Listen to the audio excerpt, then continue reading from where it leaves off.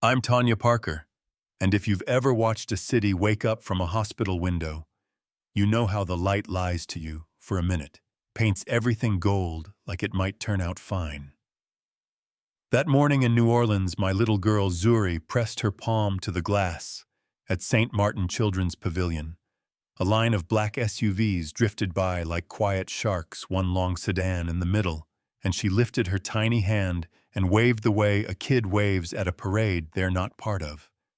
He waved back just a little flicker, and I said, "Don't get your hopes up, baby folks, like that don't circle back."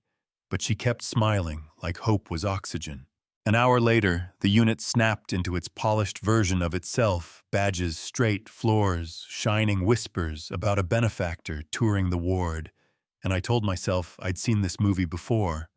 Money walks by, suffering leaves a donation and a photo op.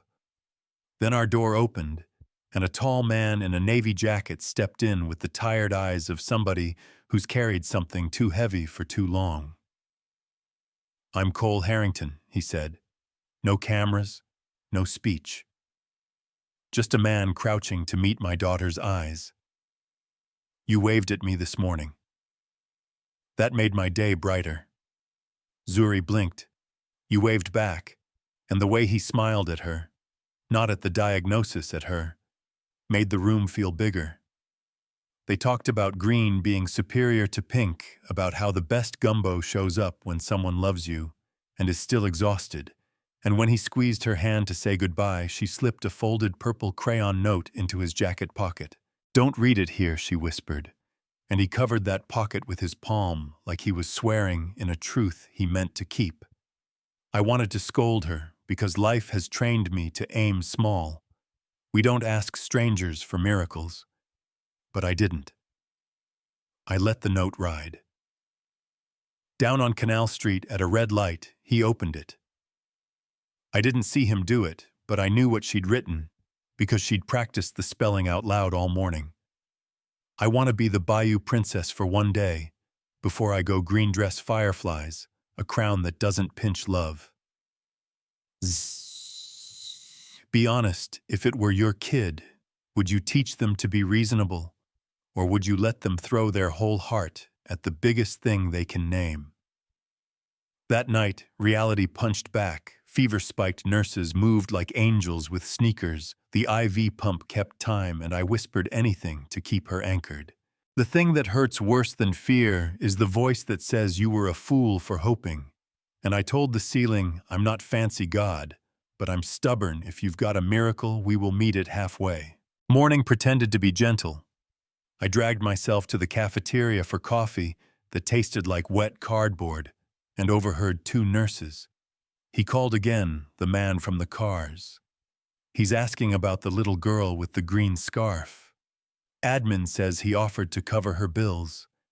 And I stood there holding that bad coffee like a new religion. I took the stairs slower, like if I gave the hallway a chance, it might grow mercy. Zuri was awake, sketching little frogs with crowns, and she said, "He read it," and I said, "Maybe," and she shook her head, "He remembers." The head of infection control arrived with a clipboard. "Ms. Parker, we're reviewing a request for costumes in the rec room.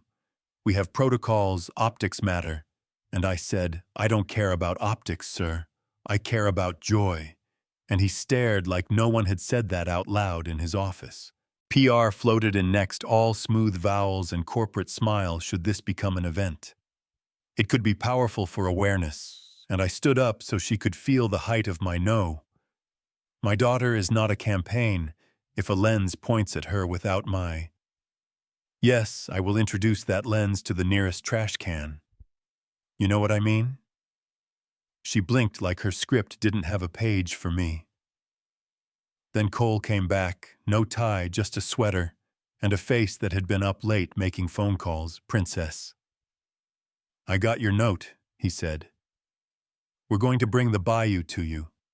Lanterns, like fireflies. A green dress just for you. Live brass if Dr. Patel signs off. Not a circus your day." And I felt this ache, the kind that comes when somebody finally lifts the thing you've been pretending wasn't crushing you. Before I could ask, he told me why he cared when I was 12. My little brother Micah was 8. Leukemia took him faster than I could learn to fight it. I promised him we'd see the Saints play under the big lights, and I never kept it. I can't fix that, but I can keep this. And then he looked at me the way a man looks at the person who actually holds the power with your permission. Hearing a billionaire ask me for permission did something inside my ribs. I said yes. Here's the part that stings. The hallways turned into comment sections. A dad in an LSU hoodie muttered by the vending machines, "Why her? My boy likes superheroes, must be nice." He wasn't wrong. I've asked the universe the same thing. When luck kissed someone else's kid, so I found him. If I could pour this into every room, I would. Don't think I don't know the math. And he stared at his shoes, then at me. I'm sorry, I'm just tired of losing. And I said, me too. Maybe this is how we learn to win without stealing someone else's turn. And he nodded like a man setting down a bag he'd carried too far. Lena Cole's coordinator, with a planner thick as court papers and the kindness of a field marshal, handled the logistics. Filtered air units humming no glitter that sheds no feathers. Everything wipeable PR benched family only. And a photographer named Maya promised the images would be ours and only ours.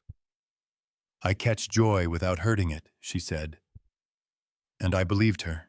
Zuri slept hard the night before, and I tucked the bills back into my bag, unchanged but lighter, because dignity had finally walked in and sat down beside us like it paid rent.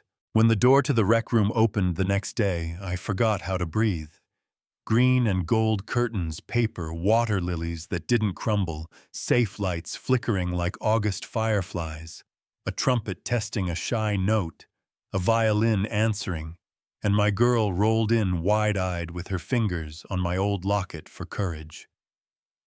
Cole stood waiting with a silver box like an offering.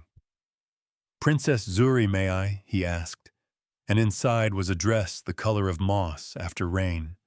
Soft, sturdy, made to wash and made to shine, and a small lily crown that sat where her scarf met her smile so it wouldn't pinch. When she saw herself in the mirror, she covered her mouth and whispered, "I look like how I feel inside, and if you didn't cry, you might be made of concrete." The brass eased into a slow second line. Volunteers carried tall lanterns. A chef rolled in tiny cups of gumbo with cornbread hearts, because joy should taste like something, and Maya took 2 photos, then put her camera down, just to be a person. Cole knelt and gave Zuri a silver locket shaped like a lily, with a tiny mirror inside so you don't forget who you are when the lights go normal. And she said, "You're crying." And he laughed through it, "Yeah, that happened," and asked if happy tears were allowed. And she granted permission like a queen. People think the win is the dress, the music, the sparkle, but it's smaller and louder at the same time.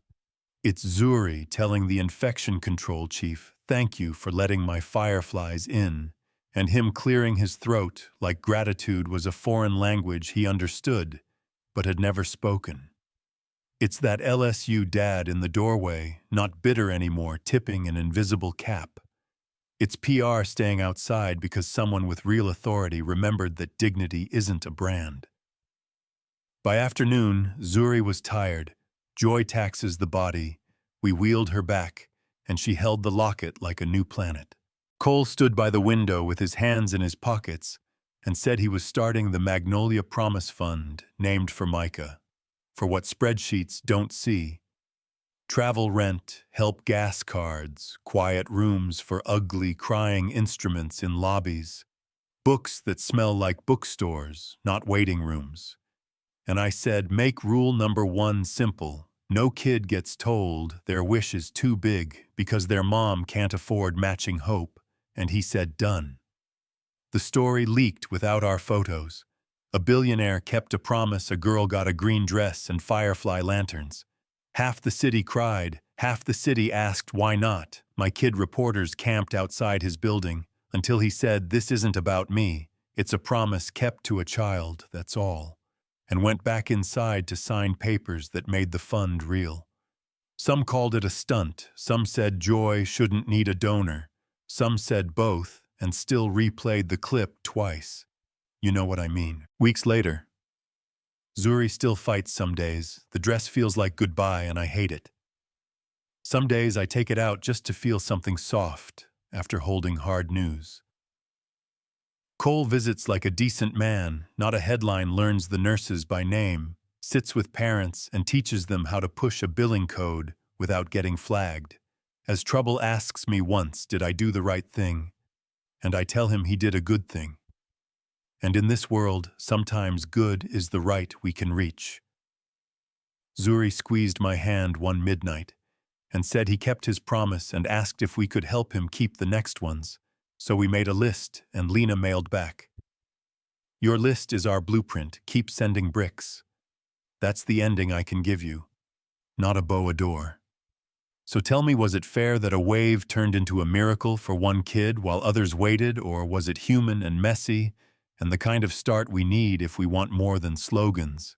If you held the pen, would you write a rule that nobody gets anything until everybody can, or would you start with one and let it multiply? Should hospitals bake joy into the bricks so it doesn't need a benefactor? Or is it fine to let ordinary kindness and unreasonable promises do the heavy lifting until the system catches up? Drop your city, tell me what you've seen, argue with me if you have to share the moment you kept a promise when it would have been easier not to. I read every word, and if you're carrying a wave you're scared to give, hear me clearly. Lift your hand, somebody out there might be ready to lift theirs back.